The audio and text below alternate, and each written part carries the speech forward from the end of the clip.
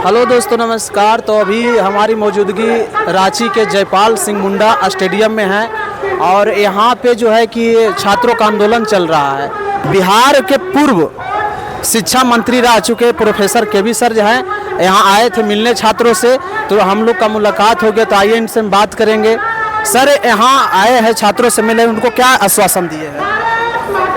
मैं यही कह रहा हूँ कि ये भ्रष्ट पदाधिकारी, भ्रष्ट मंत्री, इसको हटाने के लिए औरों से मैं आह्वान करता हूँ कि छात्रों की समस्या सही है, भ्रष्टाचार बहुत ज़्यादा गहराई में है। तो ये भ्रष्टाचार को दूर करने में ये पत्रकार हों और जो भी राजनीतिकार हों, जो सही ढंग से चाहते हैं कि समस्या का समाधान हो, वो छात्रों को मदद करें। और जो विद्यार्थी पढ़ने लिखने वाले हैं उनको नियुक्ति नहीं मिल करके, जो पैरवीकार हैं, जो भ्रष्ट परिवार से आते हैं, जिन नेता के, ऑफिसर के, उनके बच्चों की बहाली हो जाती है, तो उनको वहाँ से दूर करने में और सही लड़कों को नियुक्ति कैसे मिले, इसमें योगदान करें। ये मेरी कामना है, ये मेरी भावना है। यहाँ पे जो भूख हड़ताल पे जो छात्र बैठे हुए थे उनसे आप खास मुलाकात की है, उनको क्या सजेशन दिए हैं? उनको यही दिया कि आप लोग डटे रहिए और लोगों से भी आह्वान कीजिए कि आपकी समस्या, आपकी मांगे सही है, इसलिए वो भी समर्थन दे। क्योंकि संघे शक्ति कलयुग है, सब युग में व्यक्ति जमा होगा तो लाचार होगा।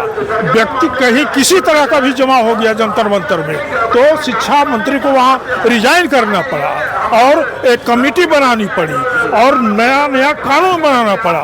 तो यहाँ भी नए नए ढंग का कानून बनाओ और मुख्य रूप से जो गद्दी पर बैठा हुआ हो, मुख्यमंत्री हो, उसको जिम्मेदार ठहराओ कि यदि किसी तरह का भ्रष्टाचार हो तो आगे पहला जो रिजिग्नेशन हो वो मुख्यमंत्री को देना होगा।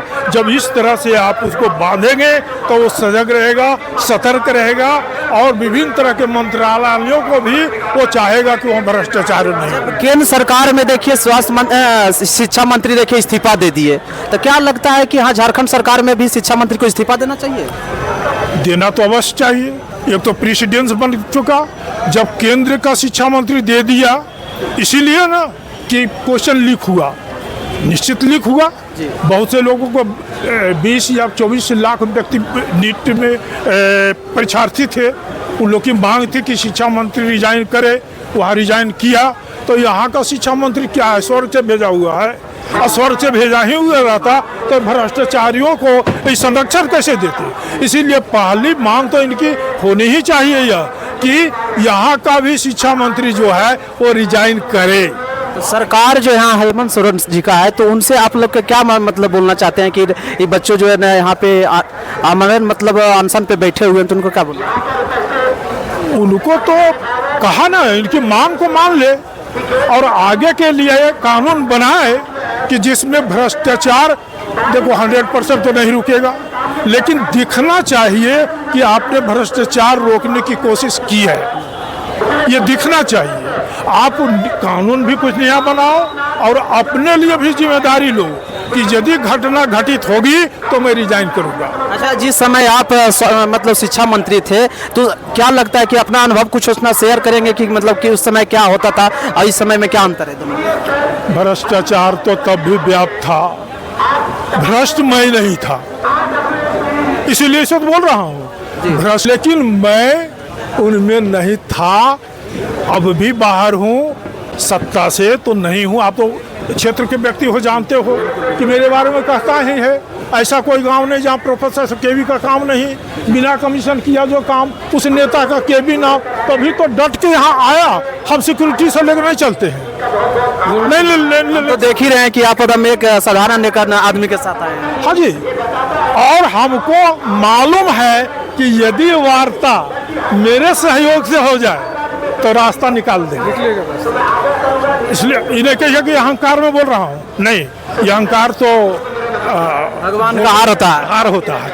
हमको जितनी बुद्धि है और हमारा जो चरित्र है उसके अनुसार इनका जितने ऑफिसर हैं झारखंड के, वो हेमंत सोरेन सभी को लेके बैठे हैं। और मैं इनके साथ में मैं भी रहता हूँ। इनका मनोबल बहुत ऊंचा रहेगा, क्योंकि यदि वो पढ़ के आया है ना, तो मैं पढ़ के ही राजनीति में हूँ। और मैं साइंस कॉलेज में एडमिशन लिया था, जहाँ 700 नंबर में एडमिशन होता था, और कुछ पढ़ा भी हूँ और चरित्र भी गढ़ा हूँ, इसीलिए हमको विश्वास। अनशन पे जरूर बैठे हुए हैं सर, लेकिन देखिए भारत के संविधान के किताब साथ में लिए हुए हैं, इस पे आपको क्या बोलना है?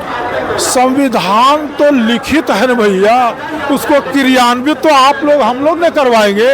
यदि संविधान अच्छे व्यक्ति के हाथ में है तो संविधान की मर्यादा बढ़ेगी, और चोर चुहार लुच्चा लफंगा के हाथ में है तो देखिए रहे हैं कि हंगर स्ट्राइक पर बैठना पड़ रहा है, आमरण अनशन पर बैठना पड़ रहा है। आखिर क्यों?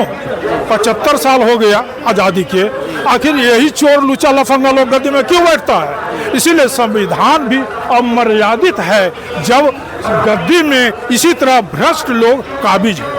बहुत बहुत धन्यवाद सर।